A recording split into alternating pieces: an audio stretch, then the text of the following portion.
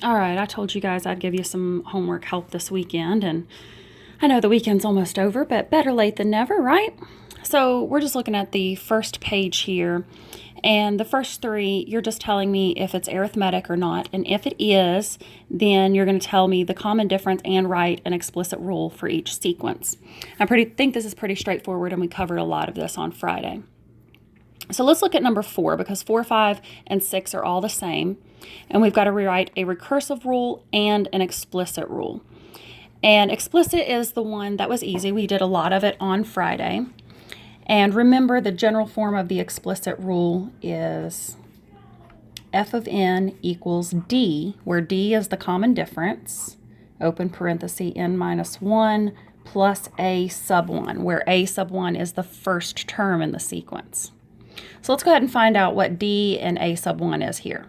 Well, the common difference is negative 5 to 0, we go up by 5.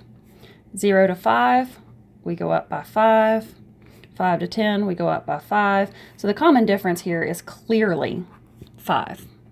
And the first term in the sequence, negative 5. So that one's easy too. Now we're just going to plug these values into our explicit rule formula.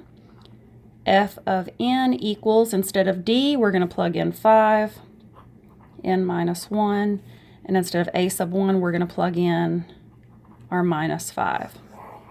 And so that's the explicit rule for number 4. What about the recursive rule? When we have a recursive rule, we've got to know what the first term is. It's given to us, but since we're the ones writing the rule, we've got to give the first term. So we say the first term, which is f of 1, well, our first term is negative 5. So that's how we give it. But then we write the same thing that we did here.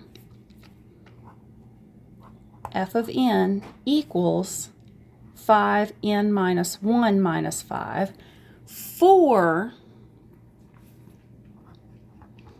n greater than or equal to 2. Because we gave what the first term was. And so this, as a recursive rule, is going to work for every n greater than or equal to 2.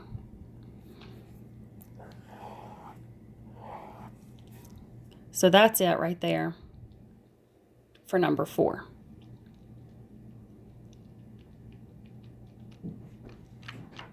All right, let's take a look at number 7.